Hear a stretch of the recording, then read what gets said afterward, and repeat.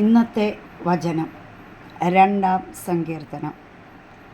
ജാതികൾ കലഹിക്കുന്നതും വംശങ്ങൾ വ്യർത്ഥമായത് നിരൂപിക്കുന്നതും എന്ത്? യഹോവയ്ക്കും അവൻ്റെ അഭിഷിക്തനും വിരോധമായി ഭൂമിയിലെ രാജാക്കന്മാർ എഴുന്നേൽക്കുകയും അധിപതികൾ തമ്മിൽ ആലോചിക്കുകയും ചെയ്യുന്നത്.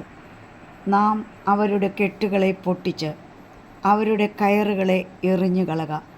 സ്വർഗത്തിൽ വസിക്കുന്നവൻ ചിരിക്കുന്നു, കർത്താവ് അവരെ പരിഹസിക്കുന്നു.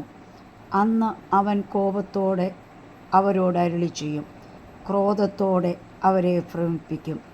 എൻ്റെ വിശുദ്ധ പർവ്വതമായ സിയോനിൽ ഞാൻ എൻ്റെ രാജാവിനെ വാഴിച്ചിരിക്കുന്നു. ഞാനൊരു നിർണയം പ്രസ്താവിച്ചു. യഹോവ എന്നോട് അരുളിച്ചെയ്തത്, നീ എൻ്റെ പുത്രൻ, ഇന്ന് ഞാൻ നിന്നെ ജനിപ്പിച്ചിരിക്കുന്നു. എന്നോട് ചോദിച്ചുകൊള്ളുക, ഞാൻ നിനക്ക് ജാതികളെ അവകാശമായും ഭൂമിയുടെ അറ്റങ്ങളെ കൈവശമായും തരും. ഇരുമ്പുകോൽ കൊണ്ട് നീ അവരെ തകർക്കും, കുശവൻ്റെ പാത്രം പോലെ അവരെ ഉടയ്ക്കും. ആകയാൽ രാജാക്കന്മാരെ ബുദ്ധി പഠിപ്പീൻ, ഭൂമിയിലെ ന്യായാധിപന്മാരെ ഉപദേശം കൈക്കൊള്ളുവിൻ. ഭയത്തോടെ യഹോവയെ സേവിപ്പിൻ, വിറയലോടെ ഘോഷിച്ചുല്ലസിപ്പിൻ. അവൻ കോപിച്ചിട്ട് നിങ്ങൾ വഴിയിൽ വെച്ച് നശിക്കാതിരിപ്പാൻ പുത്രനെ ചുംബിപ്പിൻ. അവൻ്റെ കോപം ക്ഷണത്തിൽ ജ്വലിക്കും. അവനെ ശരണം പ്രാപിക്കുന്നവരൊക്കെയും ഭാഗ്യവാന്മാർ.